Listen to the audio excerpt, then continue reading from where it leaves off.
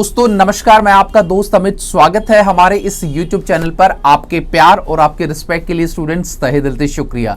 Guys, आज की इस वीडियो में हम लोग बात करेंगे कि जो बच्चे बैचलर ऑफ एजुकेशन हरियाणा के किसी भी यूनिवर्सिटी से कर रहे हैं, चाहे वो चौधरी रणवीर सिंह यूनिवर्सिटी है, MD यूनिवर्सिटी है, कुरुक्षेत्र है, वो बच्चा बैचलर ऑफ फर्स्ट ईयर में है जिसने नया एडमिशन अभी लिया है, या फिर वो सेकेंड ईयर में हो गया है पास आउट होके, तो आज हम लोग इन दोनों के विषय में कुछ इंपॉर्टेंट बात आप लोगों से करना चाहेंगे। जिस हिसाब से कोविड की जो तीसरी लहर हमारे देश के बीच आन खड़ी हुई है, तो उसी के मद्देनजर देखते हुए बच्चों के कॉलेज, इंस्टीट्यूशन वगैरह सब ऑलमोस्ट बंद हो गए हैं। तो अब आप लोगों के जल्द ही एग्जामिनेशन भी होंगे 4-5 महीने बाद, अगस्त के अंदर। तो अब यहां पर सबसे इंपॉर्टेंट चीज ये आती है कि भाई एग्जाम से पहले आप लोग कैसे अपनी स्टडी का और अपने सिलेबस का जो है टाइम सेट करें, ताकि उस हिसाब से कौन कौन सी बुक्स आपको कितने कितने टाइम आपको पढ़नी चाहिए, और पहले कौन सी बुक्स आपको पढ़नी है, मुश्किल वाली पढ़नी है, इजी वाली पढ़नी है, ताकि आप लोगों के एग्जाम के अंदर बहुत बेहतरीन मार्क्स क्या है आ सके। तो गाइस, सारा का सारा वीडियो हमारा इसी का है, और वीडियो को पूरा देखना ताकि आप लोगों को जो नॉलेज है वो कंप्लीट मिल सके। तो चलिए गाइस, हम लोग शुरू करते हैं अपनी वीडियो को।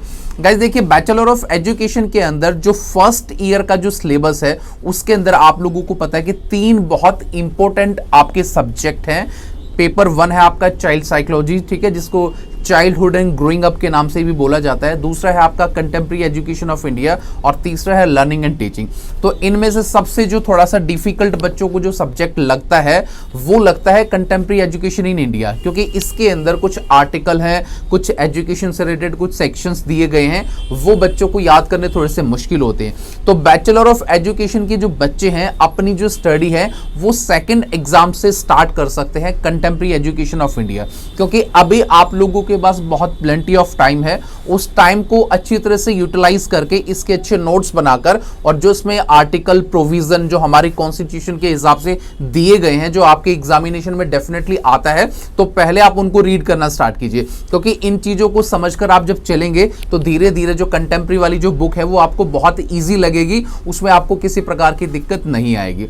उसके बाद जब आपका जो सेकेंड जो सब्जेक्ट है childhood and growing up first वाला, तो उसको सेकंड नंबर पे क्या है आपको चूज करना है, और उसके बाद उस एग्जाम की क्या आपको तैयारी स्टार्ट करनी है, क्योंकि उसके अंदर बच्चों का क्या क्या विकास होता है, उनका डेवलपमेंट होता है, उनकी क्या क्या चेंजेस होते हैं, वो सारी की सारी चीजें क्या है थोड़ा सा उनका ग्राफिकली याद करना मुश्किल होता है।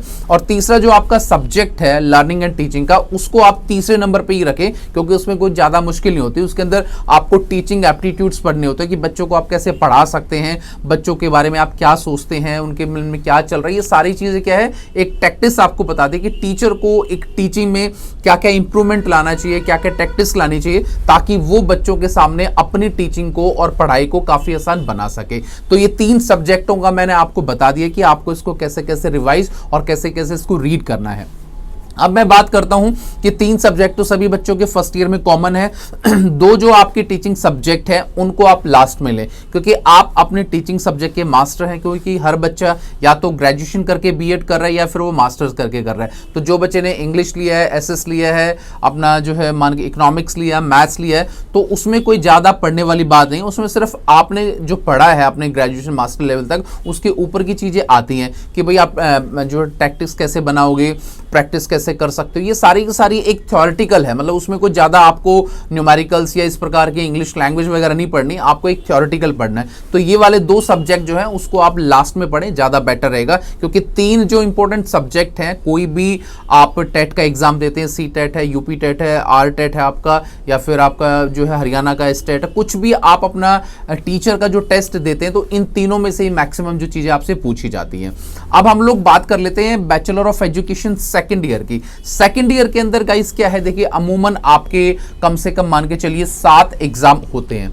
तो उनमें से जो सबसे इंपॉर्टेंट क्वेश्चन आते हैं या सबसे इंपॉर्टेंट जो सब्जेक्ट है आपका, वो है आपका नॉलेज एंड करिकुलम। सबसे पहले आप इसको ही पकड़िए, इसमें से काफी इंपॉर्टेंट चीजें आपके एग्जाम में और कंपटीशन एग्जाम के अंदर भी आती है। उसके बाद आपका नॉलेज एंड करिकुलम हो गया आपका, ठीक है। उसके बाद बाकी जो और सब्जेक्ट हैं, स्कूल जेंडर वगैरह, इन सबको साइड में रखना, और बाकी जो लैंग्वेज अक्रॉस द करिकुलम है उसको आप पढ़ सकते हो। और जो ऑप्शनल आपको लेने हैं, योगा है या फिर एजुकेशन वगैरह कुछ भी है, उनको बिल्कुल लास्ट में पढ़ना।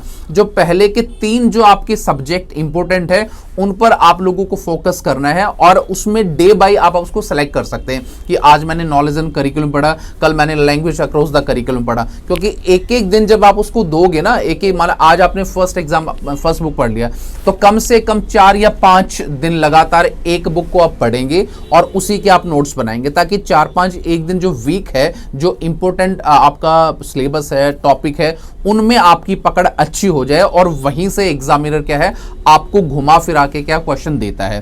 तो इजी सब्जेक्ट को आपको बाद में उठाना है, जो आपके मेन कंपलसरी सब्जेक्ट है उस पर आपको गाइस ज्यादा फोकस करना है, और वहीं से एग्जामिनर आपसे क्वेश्चन पूछेगा और वहीं जाके बच्चों के नंबर कटते हैं। आगे आप लोगों को नंबर कैसे लेने हैं, एग्जाम का पैटर्न आपको कैसे लिखना है 2022 के अंदर, और कहां से क्या क्या क्वेश्चन आते हैं, और सभी जो हमारी क्लासेस है वो जल्द हमारे यूट्यूब चैनल पर, और जो हमारी पेड क्लासेस है वो जल्द ही स्टार्ट हो जाएगी, और काफी तो स्टार्ट भी हो चुकी है, ताकि वो सब कंटेंट क्या है आपको टाइम टू टाइम मिलता रहे। तो गाइस जो स्ट्रेटेजी मैंने आप लोगों को बताई है, इस स्ट्रेटेजी को डेफिनेटली आप फॉलो करना।